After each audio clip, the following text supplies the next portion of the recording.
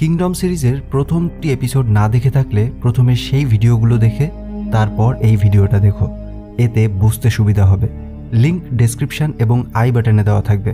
তো hello friends, welcome to ওর গপ্প series. রাজকুমার এবং মুইয়ং বন্দরে পৌঁছে ইয়ংশিনের কাছ থেকে জানতে পারে ডংনের উচ্চবিত্ত লোকেরা জাহাজে নিয়ে বেরিয়ে গেছে আর লাশেরও সঠিক ব্যবস্থা করা হয়নি, তাই সূর্যাস্তের পরে তারা আবারও জেগে উঠবে। আর যে একটা জাহাজ নিয়ে তারা পালিয়েছে সেই জাহাজটা মেরামত করার জন্য ডংনের সমস্ত বাড়িঘর ভেঙে তার কাঠ দিয়ে ওই জাহাজটা সারিয়েছে তারা, তাই রাতে এখানে কেউ থাকতে পারবে না। তখনই সিওবি জিওল হিয়নের ক্লিনিকে যাওয়ার প্রস্তাব দেয়। বয়স্ক আর অসুস্থদেরকে গাড়িতে নিয়ে বাকিরা হেঁটে জিওল হিয়নের উদ্দেশ্যে চলতে শুরু করে। সূর্যাস্ত প্রায় হয়ে এসেছে। এমন সময় চলতে চলতেই তাদের নজরে পড়ে এখানে সেখানে ছিটিয়ে পড়ে থাকা ওই লাশগুলোর ওপর। তখনই সবাই ভয়ে তাড়াতাড়ি করে ছুটতে শুরু করে। সাধারণ মানুষদেরকে নিরাপদে ভিতরে ঢুকিয়ে ইয়ংশিন আবারও বেরিয়ে আসে। পড়ে থাকা দুটো গাড়ির একটা জিওল হিয়নে পৌঁছে গেলেও অপরটি আসার পথেই চাকা ভেঙে রাস্তায় আটকে যায়। তখন প্রায় অন্ধকার হয়ে আসছে। আশেপাশের জম্বিগুলোও জাগতে শুরু করেছে। এই সব কিছু দেখেই মুইয়ং রাজকুমারকে বলে, এরা জাগতে শুরু করেছে, তোমার এখান থেকে বেরিয়ে যাওয়া উচিত। উত্তরে রাজকুমার বলে, আমি হেয়েনচোর লোকেদের মতো নই, তাই এদেরকে এখানে এভাবে ছেড়ে চলে যেতে পারবো না আমি। মুইয়ং, ইয়ংশিন এবং রাজকুমার অনেক চেষ্টা করে গাড়িটাকে শেষ পর্যন্ত গর্ত থেকে তুলতে পারে। এরপর তারা প্রাণপণে ছোটা শুরু করে আর তাদের পেছন পেছনেই ছুটতে শুরু করে অগন্তিক জম্বির দল। মাঝ রাস্তায় একজন সৈনিক আক্রান্ত হয়ে গেলে ইয়ংশিন তার বন্দুকটা তুলে নিয়ে জম্বিগুলোর দিকে তাক করে চালাতে শুরু করে। পথে বহুবার রাজকুমার চাংয়ের ওপর জম্বিরা অ্যাটাক করে, তবে চাং বারবার আক্রান্ত হতে হতে বেঁচে যায়। যা হোক করে প্রাণ বাঁচিয়ে তারা সেই ক্লিনিকে ঢুকে দরজাটা বন্ধ করে দেয় আর জম্বিগুলো গিয়ে আছড়ে পড়ে সেই দরজার ওপর। যে কোনো পরিস্থিতিতে তৈরি থাকার জন্য রাজকুমার চাং মহিলা ও বাচ্চাদেরকে ভেতরে যেতে বলে আর সমস্ত পুরুষদের হাতে অস্ত্র তুলে নিতে বলে। অপরদিকে উচ্চবিত্তদের যে জাহাজ ডংনে থেকে সুরক্ষিত রাস্তার জন্য পাড়ি দিয়েছিল তাদের যাত্রা মোটেও মঙ্গলকর হয়নি। জাহাজের মধ্যে প্রাক্তন সেনাপতির মা তার মৃত ছেলের দেহ ভরে নিয়ে যাচ্ছিল, যা সূর্যাস্তের পরেই জেগে উঠেছে। আর সেই জম্বি জাহাজের সব বাইকে অ্যাটাক করে আর জাহাজে থাকা সেই প্রতিটা মানুষ অবশেষে পরিণত হয়ে যায় জম্বিতে। এই উচ্চবিত্তরা ডংনেতে যাদেরকে মরার জন্য ছেড়ে দিয়ে গেছিল তারাই বরঞ্চ নিজেদের প্রাণ বাঁচিয়ে সারা রাত হাতে অস্ত্র নিয়ে সজাগ হয়ে আছে। আর অপরদিকে জাহাজে থাকা সেই সমস্ত উচ্চবিত্ত লোক অবশেষে পরিণত হয় জম্বিতে। ক্লিনিকে সবাই সারা রাত অস্ত্র হাতে পাহারা দিতে থাকে। আর এভাবেই আস্তে আস্তে সেই ভয়ানক রাতটা কেটে দেখা দেয় ভোরের আলো। সকাল হতেই সবাই রাজকুমারকে তাদের প্রাণ বাঁচানোর জন্য কৃতজ্ঞতা জানায়। রাজকুমার সবার খাওয়ার এবং চিকিৎসার ব্যবস্থা করতে বলে। ইয়ংশিন বাচ্চাদেরকে একটা বল বানিয়ে দেয় যাতে তারা খেলতে পারে। বাচ্চারা যখন খেলতে থাকে তখন সেই বলটা এসে রাজকুমারের গায়ে লাগে। সে বাচ্চাদেরকে জোরে ডেকে পাঠায়।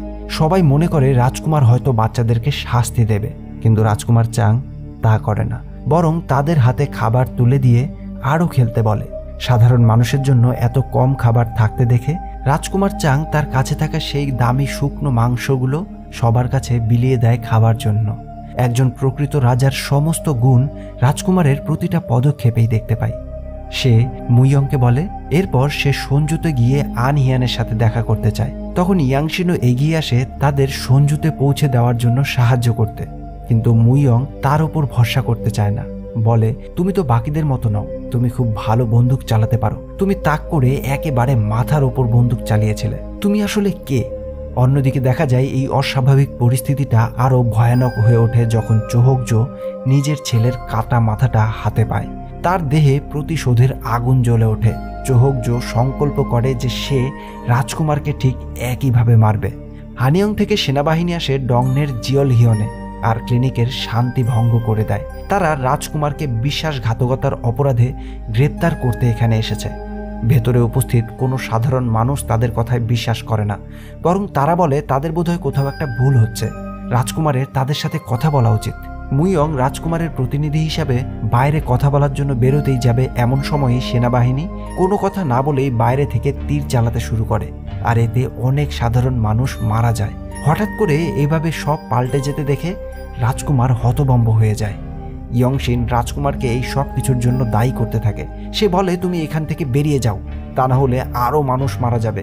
সেনাপ্রধান ও বাকি সিপাহীরা রাজকুমারকে খুঁজতে ভেতরে ঢোকে। আগুন লাগানো তীরগুলো সব জায়গায় ছড়িয়ে পড়ায় চারদিকটা ধোঁয়ায় আচ্ছন্ন হয়ে আছে, আর এরই সুযোগ নিয়ে ইয়ংশিন, মুইয়ং এবং রাজকুমার এক এক করে সিপাহীদের মারতে থাকে। মৃত সেনাদের গায়ে লাগানো বাঁশিগুলোকে ব্যবহার করেই সেনাপ্রধানকে বোকা বানিয়ে ক্লিনিকের বাইরে নিয়ে আসে রাজকুমার এবং মুইয়ং, আর ইয়ংশিন এবং সিওবি ভেতরে থাকা বাকি সেনাদেরকে মেরে সাধারণ মানুষদের জিওল হিয়ন থেকে বেরিয়ে যেতে বলে, কারণ এই জায়গাটা আর সুরক্ষিত নয়। মুইয়ং যেহেতু হানিয়ংয়ের সেনাদের একে অপরের সাথে যোগাযোগ করার সংকেতগুলো জানত, তাই ওই বাঁশির মাধ্যমেই সমস্ত সেনাদেরকে বোকা বানিয়ে জঙ্গলের ভেতরে পাঠানো হয়।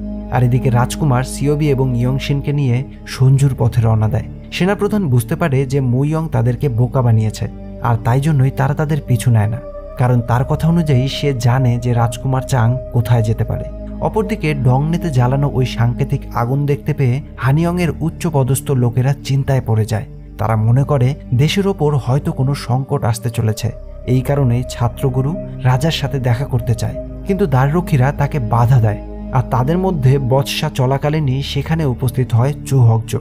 কিন্তু তার গলায় এখন অন্য সুর। সে বলে, আপনাদের অবশ্যই মহারাজের সাথে দেখা করা উচিত। অবশেষে আপনাদেরই তো এই দেশের সুরক্ষার ভার নিতে হবে। সূর্যাস্ত প্রায় হয়ে এসেছে। এদিকে চুহকজো বাকিদেরকে নিয়ে মহারাজের কক্ষের দিকে এগিয়ে যাচ্ছে। এমন সময়ই মহারানী সেখানে চলে আসে আর তাদেরকে ভেতরে যেতে বাধা দেয়, কিন্তু চুহকজো কোনো বাধা না মেনে সবাইকে নিয়ে ভেতরে ঢুকে যায়। সে দাসীদেরকে বলে মহারাজের চারিদিকে ঘেরা পর্দাটাকে তুলে দিতে।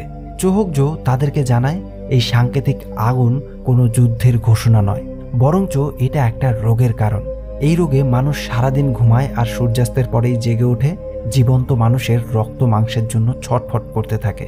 আর তখনই সেখানে উপস্থিত সবাই মহারাজের আসল রূপ দেখতে পায়। ছাত্রগুরু চুহকজোকে জিজ্ঞেস করে, তাহলে এই কারণেই কি রাজমহল থেকে রোজ একটা করে লাশ বের হতো? চুহকজো বলে, যদি বলি হ্যাঁ, মহারাজ তার বুদ্ধি শক্তি হারিয়ে ফেলেছেন, কিন্তু তোমরা তো দেখতে পাচ্ছ উনি বেঁচে আছেন। ওনার এই অবস্থা বলে কি উনি আমাদের রাজা নন?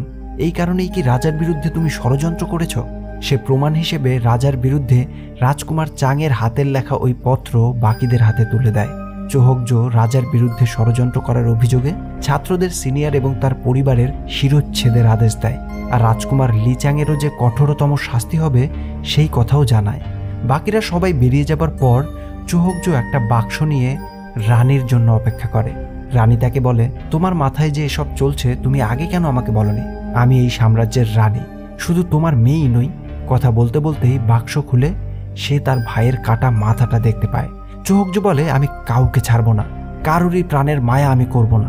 একদিন তুমি আমার পথে বাধা হবে, সেই কারণে আমি তোমাকে এই সাম্রাজ্যের রানী বানাইনি।